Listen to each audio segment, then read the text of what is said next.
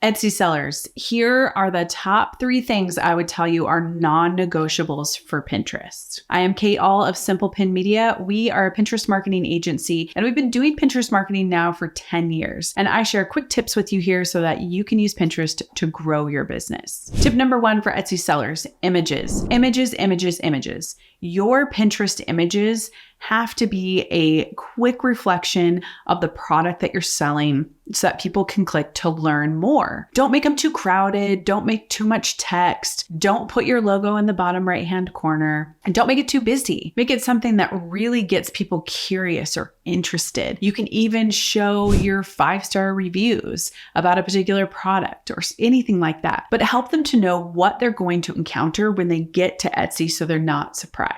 Tip number 2, keywords. Keywords are so important when it comes to Pinterest, especially with Pinterest surfacing products. And more I see Etsy products coming up in those searches. So spend at least 10 minutes, go to Pinterest and figure out what your top 10 pillar keywords are for your product. Use those in your pin title and your pin descriptions. Tip number 3 is build authority and trust. Here's what we mean by that. If you know you have a really good product on Etsy, you have people coming back to you and saying, I love this product, then showcase those products in a way on Pinterest that elevates it, right? That if you know that people are loving it, put that in your Pinterest image, put that in your description. Make sure that you're showing how amazing your product is outside of Etsy. Obviously on Pinterest. This can be a lot of different ways. I talked about putting in a customer testimonial into your image. You can also show the 5 stars. You can show the benefits of your product. You can show the features. Really leverage all of that. Don't just slap up a picture of your product and call it good, but maybe show how easy the process is to purchase. You could even do a short form video